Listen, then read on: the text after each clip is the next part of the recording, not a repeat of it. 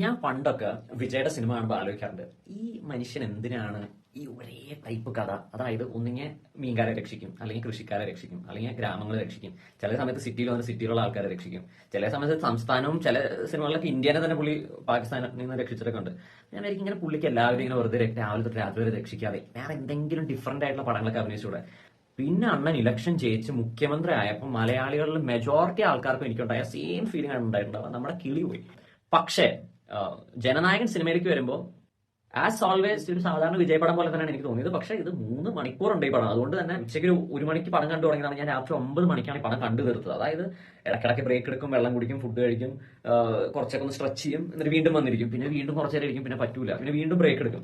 പറഞ്ഞു വരുന്നത് എന്താ സംഭവം എന്ന് പറഞ്ഞു കഴിഞ്ഞാൽ, സാധാരണ ഒരു വിജയപടം കാണുന്ന പോലെ തന്നെ ഈ പടം എനിക്ക് അങ്ങനെ വലിയ സംഭവമായിട്ടോ അല്ലെങ്കിൽ വളരെ മോശമായിട്ടൊന്നും തോന്നിയില്ല. ഒരു സാധാരണ വിജയപടം, പക്ഷെ നല്ലോണം നീളമുണ്ട് ഇതിനകത്ത്. പക്ഷെ പുള്ളി എന്ന സിനിമ ആക്ടറിൽ നിന്ന് പുള്ളി എന്ന രാഷ്ട്രീയക്കാരനിലേക്കുള്ള ആ ഒരു ഫുൾ ജേർണി അവരത് സ്ക്രീനിൽ നിന്നേ പുള്ളി പുറത്തേക്ക് ചാടാൻ പോകാന്നുള്ള രീതിയിലാണ് ഉണ്ടാക്കി വെച്ചേക്കുന്നത്. പുള്ളിയുടെ പഴയ പടങ്ങളുടെ ഒരു മാഷപ്പ് അവസാനം വരുന്നുണ്ട്. ചുരുക്കത്തെ പറഞ്ഞു കഴിഞ്ഞാൽ നല്ല നല്ല ക്ഷമ വേണം, നല്ലോണം സമയം വേണം, നല്ല രീതിയിൽ ഇത് ക്ഷമിച്ചിരുന്ന് കാണാനുള്ള ഒരു ആംബിയർ വേണം. പിന്നെ വിജയുടെ ഫാൻസിനോടൊന്നും ഇതിനെക്കുറിച്ച് പറയേണ്ട ആവശ്യമൊന്നുമില്ല. അവരൊക്കെ ഇതൊക്കെ തിയേറ്ററിൽ പോയി ഫസ്റ്റ് ഷോ തന്നെ കണ്ടു കാണും. അപ്പൊ ഇത് സാധാരണക്കാരായിട്ടുള്ള ആൾക്കാർക്കൊന്നും അങ്ങനെ പെട്ടെന്ന് ഇരുന്ന് കണ്ട് ജയിച്ചു തീർക്കാൻ പറ്റുന്ന പടമൊന്നുമല്ല.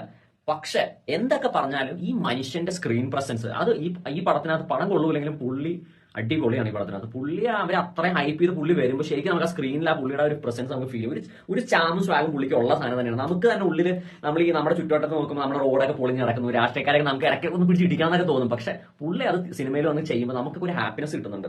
അതാണ് പുള്ളിയുടെ കണക്ട് എന്ന് പറയുന്നത്. അതായത് നമുക്ക് റിയൽ ലൈഫിൽ ചെയ്യാൻ പറ്റാത്ത പല കാര്യങ്ങളും അണ്ണൻ അത് സ്ക്രീനെ കാണിക്കുമ്പോൾ നമുക്ക് തോന്നും, ആഹാ പുള്ളിയെങ്കിലും നമുക്ക് വേണ്ടി ഈ രാഷ്ട്രീയക്കാരൊക്കെ ഒരു ഇടി കൊടുക്കുന്നുണ്ടല്ലോ എന്ന് നമുക്ക് തോന്നും. ഇപ്പൊ എന്തായാലും പുള്ളി രാഷ്ട്രീയത്തിൽ ഇറങ്ങി, അതിനെക്കുറിച്ച് അഭിപ്രായം പറഞ്ഞ ഞാൻ ആളല്ല.